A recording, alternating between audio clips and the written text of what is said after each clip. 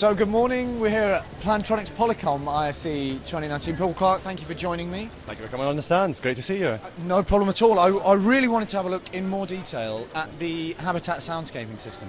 Well, it's fantastic you're coming to spend some time on it here. You know, one of the things that we can see in business is walls are disappearing in offices. Open plan offices are now de rigueur. More than 70% of the people in normal offices today work in an open plan environment. And the issue with that is that you see a huge drop-off in productivity. More than two-thirds productivity drop comes about because, frankly, people just cannot concentrate. They get distracted. It's really difficult for people to get on with their jobs. Now, why is it we're seeing open plan offices grow? It's really to save money. It's real estate costs driving decisions. And in the last 7 years, we've seen office space per employee drop from about 21 square metres down to about 14 square metres. In an environment like that, it's difficult to get on with your work. So we're getting even more crammed in. I remember from my own experience working in an open planned office, I mean, any excuse for me not to do any work, any distraction around me, you're hearing other people's conversations. The best noise-cancelling headsets you can get can only go so far, can't they, in terms of mitigating the noise interference you're going to get from elsewhere? Well, the issue is you want to be natural, and natural environments are actually ingrained in our lives. If I was asked you to close your eyes and think of a place where you could be yourself, be at one, you'd probably think of something other than the office. You'd probably be out in nature, and yet when you look at modern offices, they're very sterile. And so what we've done at Plantronics is we've developed some technology that brings nature into the office, so brings people at one with themselves, and they can concentrate and they can focus. So introducing Habitat Soundscape is really about managing the audio environment that people have to work in. So I'll give you an example of how that can help. If I was to ask you what is it that's causing you to be a low productive worker in an office environment, you would tell me the issue you have is you can't concentrate, you keep getting distracted, as you were saying. So distraction comes about because you hear things that you shouldn't want to be hearing when you're focused. And the problem in doing that is if you're distracted and you focus on something else, just even for a short time, it takes you about 23 minutes to get back into the zone. I've heard this before, it takes me a lot longer than 23 minutes to vaguely refocus, but you're absolutely right. Any little distraction around the office, phone ringing, overhearing someone else's conversations, as we were talking about, overhearing your manager praise your excellent performance, you know, that, any sort of distraction like that. As you said, it's that whole premise of workflow in a collaboration sense, isn't it? Optimizing that and making sure that you don't break from that unnecessarily. Absolutely right. So what you want to do is you want to be able to get in the zone and perform at your best, and to be able to not be distracted by colleagues round about you is really key. So by introducing Habitat Soundscaping into an environment, what you're doing is you're reducing the distraction. How does it work?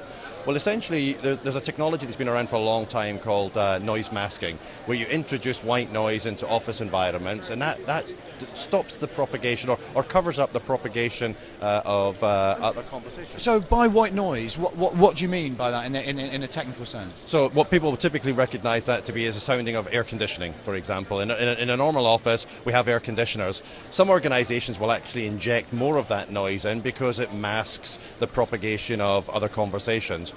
Over time, that becomes fatiguing. So it then becomes, a negative effect rather than a positive effect. At Plantronics, through the studies that we did, what we found was introducing natural sounds, so-called biophilic sounds. I've heard biophilic before. That is one of my favourite bits of terminology, and I've reused it myself. But biophilic's really interesting. So that's all, as you were saying, that's about bringing the natural environment into a modern, homogenized workspace. Yeah, but the word biophilic is a very old word. It really means love of nature. But essentially, people have had pot plants in offices or in their working environments for a long, long time. That's a form of biophilic environment.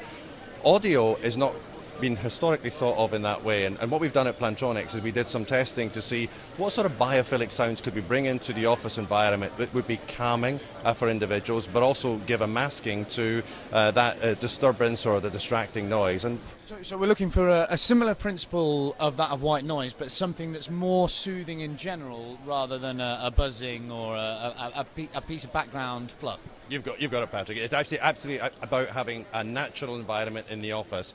And what we've discovered is running water is a very good noise masker, particularly as it relates to voice. What we do is we introduce this noise sound of the running water. It's constant, it's natural, It's soothing to individuals, but it means that they're no longer distracted by people sitting 10 metres, 15 metres away from them, and they can focus on the work that they want to focus on. Is there a particular reason, and you can probably hear it in the background now, viewers, is there a particular reason that water does match to speech so well? Is it something about the changing pitch and tones? What's the sort of the background research there? It's very, very straightforward. So there's lots of sounds that you can have. You can have wind blowing through trees, you can have birds chirping. What we find with water, though, is there's an element of a constant to it, and that's what gives you consistency. Overall masking. Completely right. And so by introducing that water sound, what you have is you have the masking, but you also have the natural sound as well, which is very conducive to normal work. However, the human mind's a strange thing. If it hears water and doesn't see water, there's a level of dissonance in there. So you're looking to see where's the water coming from? Have I got a leak? Even if you know it's going to be there, it will catch you out. So what we found in Plantronics is by introducing a visual stimulus of water as well, either through physical waterfalls, which we have in a number of installations, or as we have behind us, digital waterfalls, then you see, you hear, you concentrate, and you can be productive. And it's important to be able to, as you said, to associate the principal sound with a visual.